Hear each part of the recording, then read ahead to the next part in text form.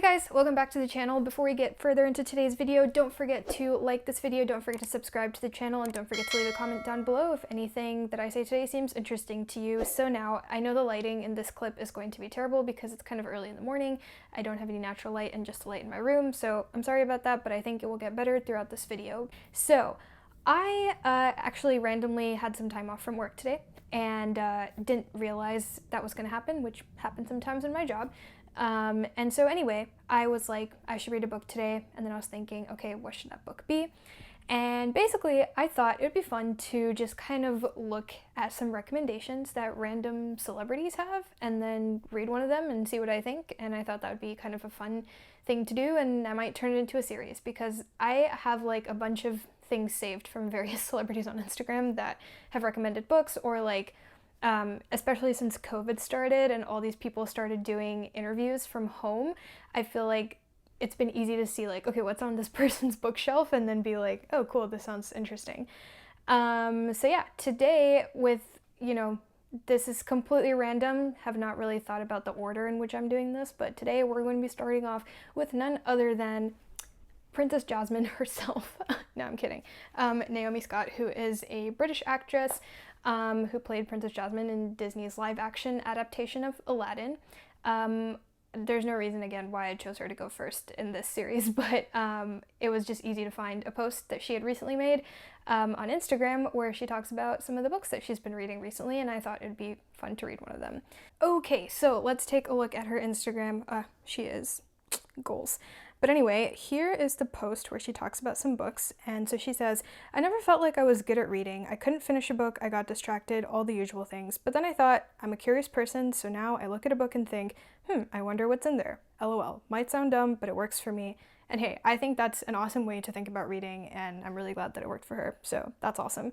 And yeah, so here is a nice little view of the books that she recommends, which are When Breath Becomes Air by Paul Kalanithi, which is awesome, love that book. Man's Search for Meaning by Viktor Frankl, also found that to be a very influential book.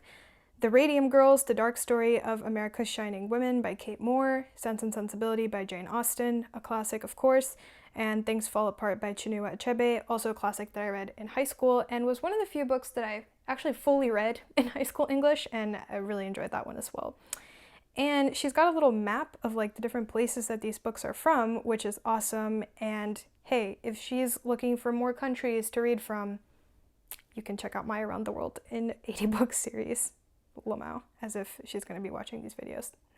Anyway, so the one book that I have actually not heard of on this list is The Radium Girls, The Dark Story of America's Shining Women by Kate Moore, and obviously because I prepared for this video in advance and knew that I wanted to read that book in particular, I have already gone to the library and done my due diligence and have picked up a copy of The Radium Girls.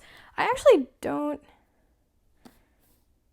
really know anything about this book, and I'm not entirely sure if this is fiction or nonfiction, to be honest. Okay, I think it's not. Yes. Okay, it's definitely nonfiction.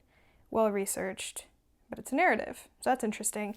Yeah, we're just gonna do a little vlog situation. Again, I'm really bad at vlogging, so I don't know how this is gonna turn out, but we're gonna do it anyway and see how it goes. It's like 400 pages, so I think I could finish this today pretty easily. So let's do that and then come back at the end of the day probably and talk about this book and see what I thought about it. And yeah, so thank you, Naomi Scott, for this recommendation, and let's go!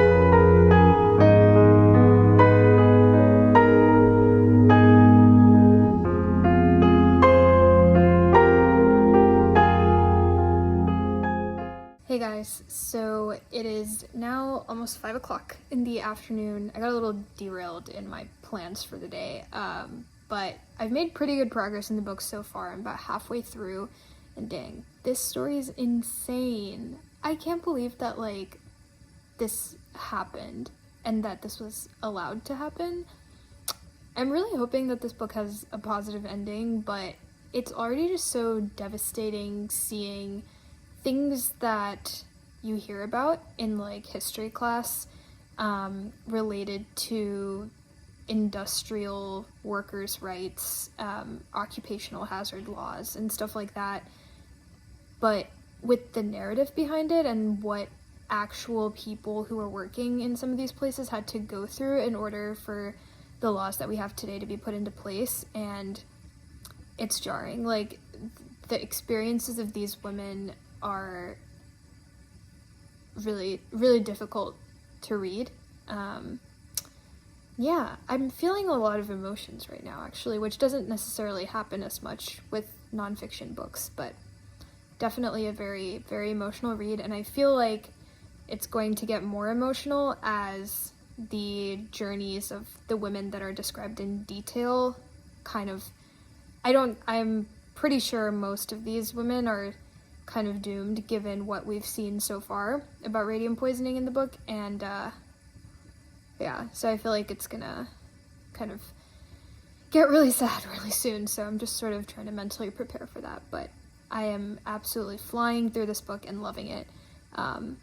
But yeah, I will give you guys an update soon as to how we're progressing. Cool. See you later. Bye.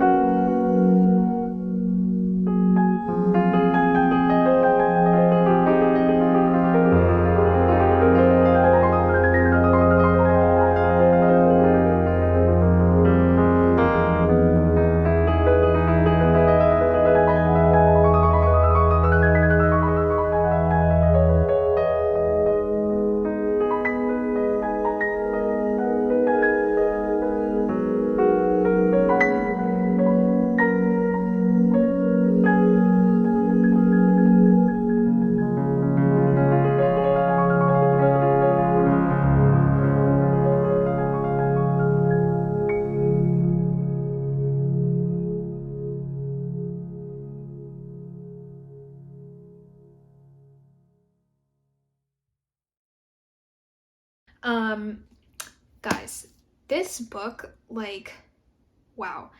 I know I mentioned this in some of my earlier clips, but I have never had such an emotional reaction to a nonfiction book before. So let's start from the beginning. I don't think I thoroughly explained what this book is about because I just, like, got so into it, but basically this book takes us through the story of women that worked for radium companies in the early 1900s, and these companies basically used radium, which is a radioactive material, but its dangers were kind of known but not really that well publicized, and people sort of used it as a sort of cure for things. It was realized that you could use it to cure some types of cancer because it killed human tissue, but obviously it didn't just stop at killing cancerous tissue, but also other tissue. It's just the medical stuff around it was not as well known, as well publicized, and it was a material that was very, very lucrative to a lot of companies as they were preparing watches and military applications for different electronic things and stuff like that. And so basically there was a bunch of these companies that employed largely teenage and young adult women to paint onto watch faces and other devices with radium paint that would basically make them glow in the dark. And it was this huge industry that blew up around World War I. And basically what the story takes us through is the lives of those women who, obviously with such close proximity to radium, were poisoned by that radium, and the struggle that they went through in order to get compensation, and just for people to believe that something had happened to them in the workplace, and for their companies to actually pay the price. And basically it starts us off with the very beginning when these girls are just starting to work at these companies, and then slowly as they start getting sick, many of them begin to get very sick, some of them die. They realize what's going on, start to get authorities involved and doctors involved. People just don't believe them, and the companies really are trying to fight back, even though they know that their company is what is causing these women's sicknesses, and kind of then goes through the legal battle that they went through. That's like a brief synopsis of what this book is about, and basically this story is why we have a lot of protections that we have today in the United States, worker protections against occupational diseases and compensation, workers' comp laws, safety and efficacy requirements for materials being used in the workplace, things like that. So I think for me, there's three things that I kind of got out of this book. First, I think Kate Moore just did such a fabulous job of weaving in the human element of this narrative. She actually mentions in the book that she read a couple of books that really got her interested in this topic and these stories, but they were written from a lens that was more about, okay, what happened in the legal case and like exactly what were the steps that it took to get these laws passed and stuff like that. And she really wanted to bring the more human side of what was happening to these women and their families and how they were dealing with the sicknesses that they were going through. And I think she just did such a fantastic job of that. There's one woman in this named Catherine Donahue. When you read this book and you read her story, it literally brought me to tears. It was just so well written, and she really just got the point across of how tragic these stories really were. So I think that was one piece that, like I mentioned in a couple of clips, I just haven't had that kind of a visceral reaction to a nonfiction book ever before. So that piece of it was kind of jarring for me, a little emotionally tumultuous, but also very effective in communicating what these actual humans were going through at this time. The second piece of it that was really interesting to me, and this is kind of a commentary on the broader context that's involved in this book, is just how willing the companies were to fight back. It just felt like these women were kind of stuck in this society that just didn't want to believe them and kind of wanted to gaslight them. The company made them feel like, oh, you're just weak, which is why you're getting sick, or it's your fault. Or in some cases, some of these women, on their death certificate, it was said that they had syphilis and like other diseases that have social stigmas attached to them, instead of what had really happened, which was they were poisoned at their job. And I think that that is obviously something that many women, unfortunately, even today, are familiar with. You've seen like the Me Too movement happen and stuff like that, and women for so long in so many different ways have just not been believed by society and have had to fight for their voices to be heard. And so this was just another example of that happening, and I thought that it was a very powerful one, and one that I think will stick with me for a long time. And then the last thing that really struck me about this book was just the perseverance that these individual people had to go through, because society and the system were not working for them. Obviously, in many cases, when injustices happen, they don't happen to people who are privileged and elite and have the support of society already. They happen to people who have to fight against so many currents that are pushing back on them to be believed and for things to actually change. And I think this was just such a powerful example of that sort of David versus Goliath kind of story that you hear about, and just really highlights how in many ways, even today, systems that we operate in on a daily basis are set up in a way that are not meant to benefit the individual person, that are kind of leaving people behind, are tragically affecting people's lives. And there are things that we just kind of don't even think about. Like, who would have thought that these radium companies would behave so maliciously in this particular instance at the time? I can understand, like, there are things that people would have just been apathetic to because they didn't know these people personally. And that happens even today in so many different cases in our society. So I think it just highlights another example of why we need to keep our eyes open, and when the system is propagating injustices against populations that don't have a voice traditionally, we need to amplify those voices and make sure that they are heard. So I guess that was kind of like the big picture theme that I got out of this book. But wow, it was just such a beautifully written book, and yeah, I really enjoyed this and would highly recommend, and I'm so glad that I came upon Naomi Scott's post that made me want to pick this book up, and it was just such a fascinating book. I really enjoyed reading it, even though it was a very emotional journey along the way.